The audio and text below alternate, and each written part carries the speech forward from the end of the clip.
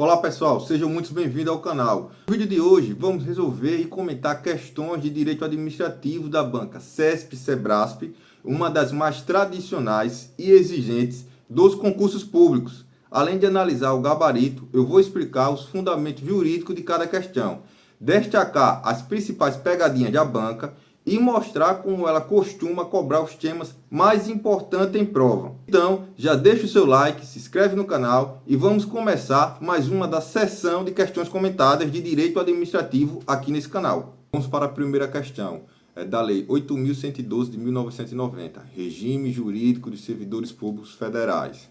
Ao aplicar a penalidade administrativa a Caio pela prática de ato irregular no exercício de sua função pública, o chefe da repartição exerceu o poder disciplinar, certo ou errado? E aí, pessoal, qual é a resposta? A resposta está certo. Por quê? Porque o poder disciplinar é aquele conferido à administração pública para aplicar sanções aos servidores públicos ou demais pessoas sujeitos à administração. Quando cometem infrações funcionais, é claro que vai ter um respeito ao devido processo legal, tá? Próxima questão. Acerca dos direitos e deveres dos servidores públicos civis, julgue o item a seguir, com base na Lei 8.112 de 90. Caso ele não seja redistribuído, o servidor estável, cujo cargo tenha sido extinto, será colocado em disponibilidade até que ocorra o seu reaproveitamento, certo ou errado? Resposta apresentada aqui no vídeo é correta e eu vou explicar o motivo. Conforme a Lei 8.112, quando o cargo de um servidor estável ou extinto, sem que haja possibilidade de redistribuição imediata, o servidor será colocado em disponibilidade remunerada, ou seja, ficará afastado, mas continuará recebendo proporcionalmente até ser reaproveitado em outro cargo com nível compatível. Esse é um mecanismo de proteção ao servidor estável, evitando a perda imediata do vínculo com a administração pública em razão da extinção do cargo. Vamos agora para a próxima questão. O servidor exonerado que esteja em débito com o erário, ele possui 30 dias para quitar a dívida. E aí, pessoal, certo ou errado? Pessoal, preste bastante atenção. O item está errado. Por quê? Porque segundo a redação atual, que é do artigo 47 da Lei 8.112, o prazo correto para quitar o débito é de 60 dias e não de 30, como diz a questão. Vamos para a próxima questão. Em relação aos processos de compra nas organizações públicas, julgue o item a seguir de acordo com a Lei 14.133 de 2021, que é a Lei de Licitação. A modalidade de licitação pregão deve ser adotada sempre que o objeto possuir padrões de desempenho e qualidade que possam ser objetivamente definidos pelo edital da licitação por meio de especificações usuárias de mercado. Essa afirmativa está certo ou errado? E aí, pessoal, quero ouvir de vocês. Está certo. A fundamentação legal é a Lei 14.133, artigo 6º. O que seria pregão? A modalidade de licitação de aquisição de bens e serviços comuns, assim considerados aqueles cujos padrões de desempenho e qualidade possam ser objetivamente definidos pelo edital, por meio de especificações usuárias do mercado. Lembre-se, o pregão será utilizado preferencialmente para aquisição de bens e serviços comuns. Próxima questão. A readaptação de servidor deve ser realizada em cargo cujo vencimento seja equivalente ao do cargo que ele originalmente ocupava. E aí, certo ou errado? Pessoal, a questão está correta. Lembre-se, a questão reproduz a regra prevista no artigo 24 da Lei de 8.111. Que seria isso? Readaptação é a investidura do servidor em cargo de atribuições e responsabilidades compatíveis com a limitação que tenha sofrido em sua capacidade física ou mental, verificada, é claro, em inspeção médica. Lembre-se, a readaptação será efetivada em cargos de atribuições afins, respeitando a habilidade exigida, o nível de escolaridade e a equivalência de vencimentos. Qual é o objetivo? É garantir que o servidor ele não tenha prejuízo remuneratório ao ser deslocado para um novo cargo que possa exercer plenamente.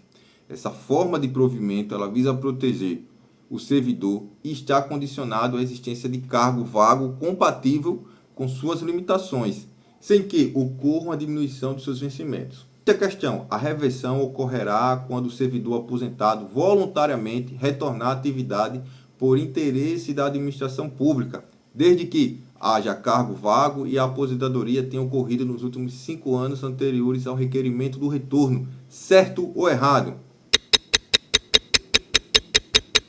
A resposta está correta. Lembre-se, a reversão é o retorno à atividade do servidor aposentado. Então, onde é que está isso? Na Lei 8.112 de 90. Ela pode ocorrer de duas formas. A primeira, quando a aposentadoria for considerada inválida por uma junta médica oficial. A segunda forma, a pedido do servidor aposentado voluntariamente, desde que, primeiro, haja interesse da administração. Segundo, o cargo esteja vago. Terceiro, a aposentadoria ela tem ocorrido nos últimos 5 anos anteriores ao requerimento. O servidor ele tem que ter estabilidade quando estava na ativa. Esses são os requisitos. Sétima questão, no que concerne ao regime dos servidores públicos federais e às licitações públicas, julgue o item a seguir. O servidor público, ainda que estável, sujeita-se à perda de cargo em casos de denúncia criminal, certo ou errado? A resposta está errada. Lembre-se, a mera denúncia criminal não é suficiente para a perda do cargo público. A perda do cargo do servidor público estável somente poderá ocorrer em sentença judicial transitada em julgado ou mediante processo administrativo disciplinar assegurado a ampla defesa, ou então mediante procedimento de avaliação periódica do desempenho na forma de lei complementar. Qual foi a pegadinha dessa questão? O candidato ele deveria entender alguns termos. Ele deveria entender o que é denúncia criminal, o que é condenação criminal e o que é sentença transitada em julgado. São situações juridicamente distintas. O que é a denúncia criminal? É apenas a peça acusatória apresentada pelo Ministério Público. Essa peça ela não gera perda automática do cargo, nem punição. Haja vista que, lá na frente, o réu ele pode ser considerado inocente. Condenação criminal sem trânsito em julgado. O que isso quer dizer? Que a pessoa sofreu uma condenação em primeira instância, mas em segunda instância pode ter uma possibilidade de a decisão ser reformada e ele ser considerado inocente. Já a sentença judicial transitada em julgado, nesse caso em específico, é uma decisão judicial que não cabe mais recurso e, a depender da legislação, pode sim ensejar a perda do cargo de maneira automática, como, por exemplo, no crime de tortura. Oitava questão, julgue o item a seguir. A autotutela é um princípio administrativo que permite à administração pública rever e anular de forma unilateral seus próprios atos quando eivados de vício de legalidade, não havendo necessidade de motivação, ainda que direitos individuais sejam afetados. Está certo ou errado isso aí, pessoal? Errado, né? Lembre-se, o princípio da autotutela ele permite à administração pública anular atos ilegais e revogar atos válidos por razões de conveniência e oportunidade. Esse entendimento ele decorre principalmente da súmula 473 do STF, que diz: a administração pode anular seus próprios atos quando eivados de vícios que os tornem ilegais, ou revogá-los por motivo de conveniência ou oportunidade. E qual foi o erro dessa questão? Foi na parte final, que ele disse que não havia necessidade de motivação. Lembre-se, mesmo nos casos de autotutela, a administração ela deve indicar os fundamentos de fato e de direito que justificam a sua decisão, especialmente quando a medida afeta direitos dos administrados. A motivação é uma exigência decorrente do princípio da legalidade, do princípio da transparência, do princípio do devido legal, por isso a sua importância. Nona questão. Julgue o item a seguir. O ato administrativo vinculado caracteriza-se, entre outros aspectos, por ter os elementos e as condições para o seu exercício previamente estabelecido por lei, certo ou errado? E aí, pessoal, qual é o gabarito? A assertiva está correta. O ato vinculado é aquele em que a lei determina de forma objetiva e precisa todos os elementos, que seria competência, finalidade, forma, motivo, objeto, sem margem de discricionariedade para a administração pública. Ou seja, a autoridade apenas executa a vontade da lei, sem espaço para juízo de conveniência ou oportunidade. Assim, a legalidade estrita rege esse tipo de ato. 10ª questão. Julgue o item a seguir. Tanto a criação quanto a extinção das autarquias, cuja atuação é voltada para o desempenho de serviço público descentralizado, depende da edição de lei específica. em razão da aplicação do princípio da paridade de formas. Certo ou errado? E aí, pessoal?